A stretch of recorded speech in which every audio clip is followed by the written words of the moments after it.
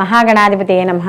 సదాశివ సమారంభాం శంకరాచార్య మధ్యమాం అస్మదాచార్య పర్యంతాం వందే గురు పరంపరాం. శ్రీమాత్రే నమః. ఆదిత్యాయ చ సోమాయ మంగళాయ బుధాయ చ గురుశుక్ర శనిభ్యశ్చ రాహవే కేతవే నమః.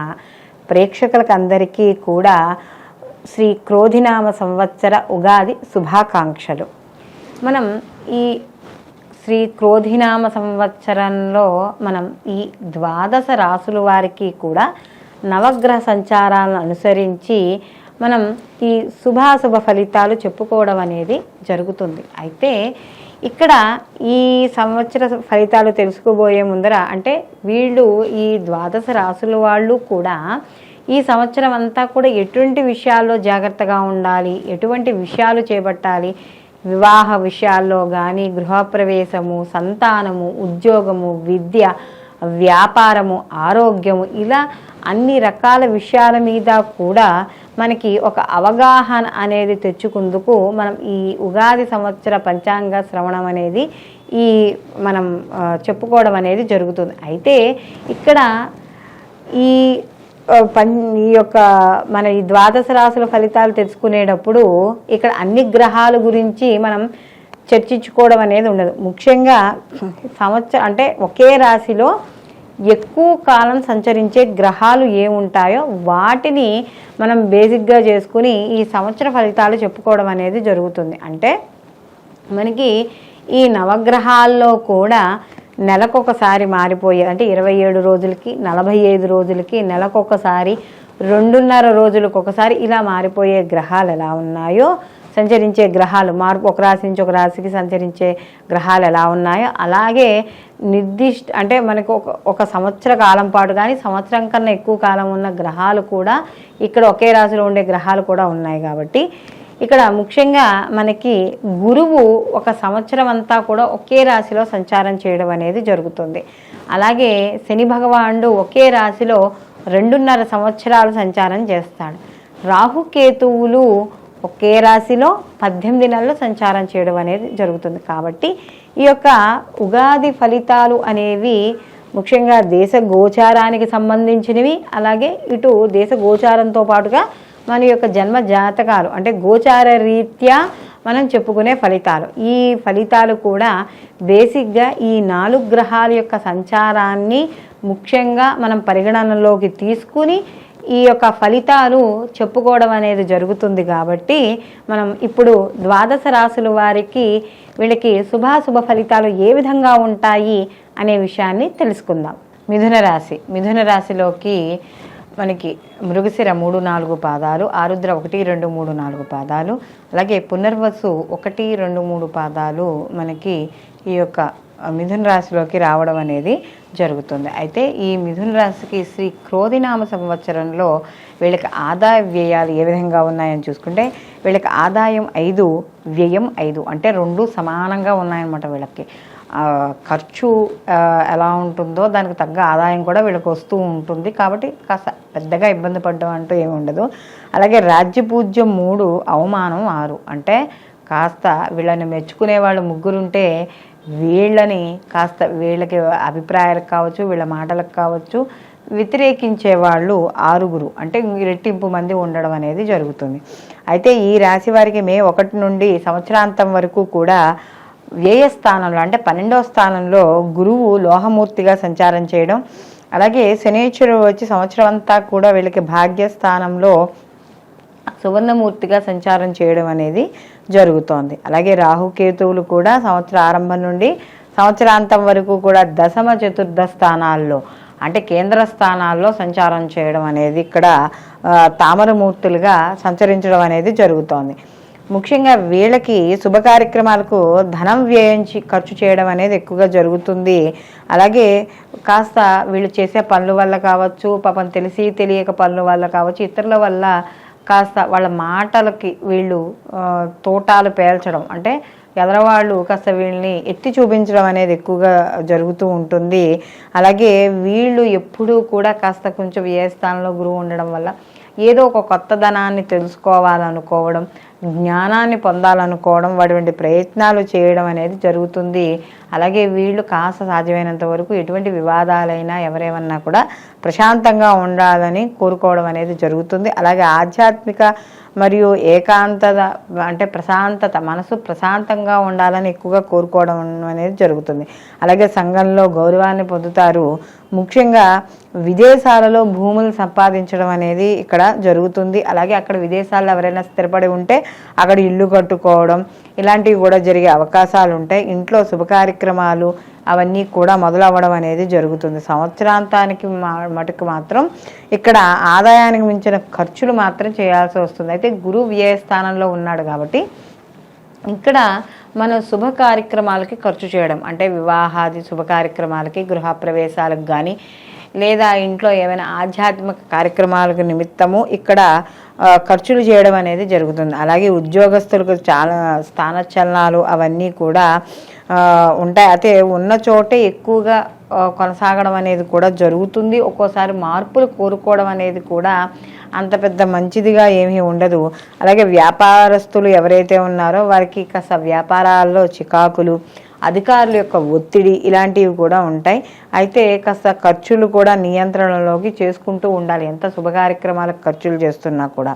అలాగే మిథున రాశి వారికి కానీ చూసుకుంటే ఇక్కడ గురువు అక్టోబరు, నవంబర్, డిసెంబర్ నెలల్లో కాస్త వక్రీకరించి వ్యయ స్థానంలో సంచారం చేయడం అనేది జరుగుతోంది. కాబట్టి ఈ సమయంలో అంటే గురువు అంటే వ్యయంలో ఉండి వక్రీకరిస్తున్నాడు కాబట్టి ఎప్పుడైతే గురువు కాస్త ఎప్పుడూ కూడా కొత్తదనాన్ని తెలుసుకోవాలి అంటే పరిశోధన చేసేవాడు ఎప్పుడూ దాన్ని కూడా. కాబట్టి ఆ శాస్త్ర పరిశోధనలు, సాంకేతిక విజ్ఞానాలు ఏవైతే ఉన్నాయో అవన్నీ కూడా పెంపొందించుకోవడం, వాటిని విస్తరించుకోవడం, ఇలాంటి కొత్త అంటే ఏదో ఒకటి కనిపెట్టాలని దానికోసం అన్వేషించడము ఇలాంటివన్నీ కూడా జరుగుతూ ఉంటాయి. అలాగే ఎవరైతే ఈ సైంటిస్టులు వాళ్ళందరూ ఉంటారో వాళ్ళందరూ కూడా మంచిగా రాణించడం, వాళ్ళకి ఏవైతే చేస్తున్నారో ఆ యొక్క శాస్త్ర పరిశోధనలు అవన్నీ కూడా వృద్ధి చెందడం, మంచి గుర్తింపు రావడం అనేది కూడా ఇక్కడ జరుగుతుంది. వ్యాపారస్తులు కూడా అనేక కొత్త మార్గాలు ఎంచుకోవడం, ఆదాయ మార్గాలు పెరగడం, వ్యాపార విస్తరణ ఇవన్నీ కూడా చేయడానికి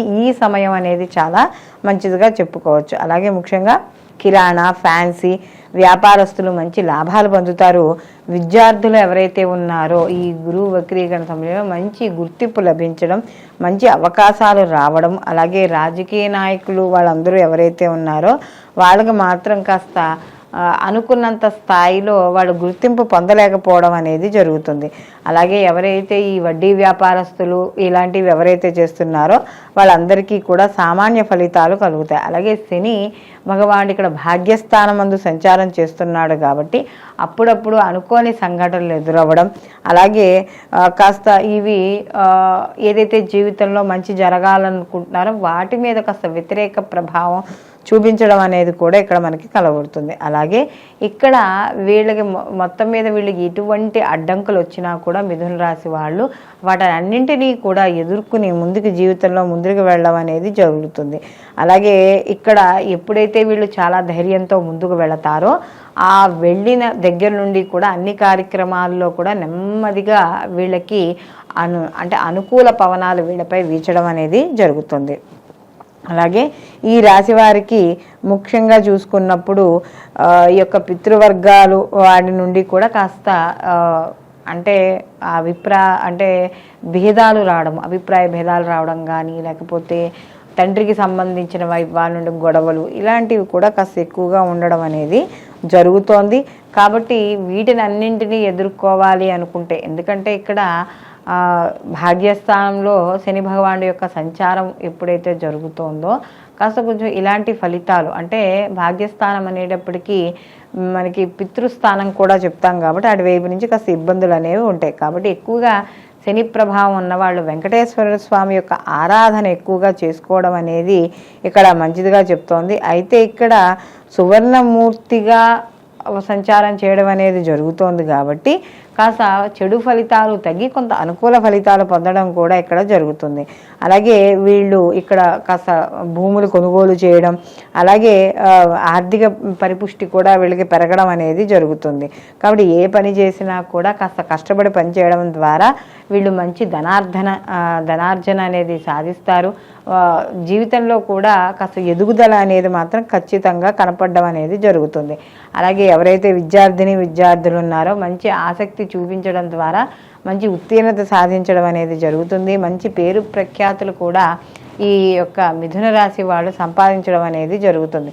కాబట్టి ఇక్కడ మొత్తం మీద ఈ రాశిలో ఎవరైతే నక్షత్రాల వారు ఉన్నారో వాళ్ళందరూ కూడా కాస్త కొద్దిగా శ్రమించడం ద్వారా మాత్రం తప్పకుండా ఉత్తమ ఫలితాలను సాధించడం అనేది జరుగుతుంది. అలాగే వీళ్ళు కాస్త శనివారం నియమాలు పాటించడం, ఎవరైనా పెద్దల్ని సేవిస్తూ ఉండడము, ముఖ్యంగా వీళ్ళు శనివారాలు నియమాలు పాటించడంతో పాటు వెంకటేశ్వర స్వామి యొక్క ఆరాధన ఎక్కువగా చేసుకోవడం, ప్రతిరోజు కూడా మీకు కుదిరిన రోజుల సాధ్యమైనందరూ కుదిరితే చేయండి, లేదా ప్రతి శనివారం సరే తులసి దళాలను కానీ తులసి మాలలను కానీ వెంకటేశ్వర స్వామి వారికి సమర్పించడము, ఇలా చేయడం ద్వారా, అలాగే పచ్చకర్పూరంతో స్వామివారికి హారతిని ఇవ్వడము, ఎవరైనా అంటే ఈ అనాథాశ్రమాలు కానీ లేకపోతే వృద్ధాశ్రమాలు ఉంటాయి కదా, వాళ్ళకి మీకు ఏదో ఒక సమయంలో నెల మొత్తంలో ఒక్కరోజైనా సరే కుదిరినప్పుడు అక్కడ ధనం మీకు ఉన్న సంపాదనలోనే ఎంతో కొంత మీరు ఇబ్బంది పడకుండా కాస్త ఇలాంటి వృద్ధులకి అనాథులకి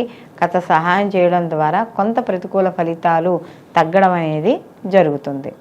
అయితే ఇప్పుడు మనం ఈ యొక్క శ్రీ క్రోధినామ సంవత్సరంలో ఏ రాశికి ఆ రాశి మనం గోచార ఫలితాలు అంటే సంవత్సర గోచార ఫలితాలు మనం తెలుసుకోవడం అనేది జరిగింది.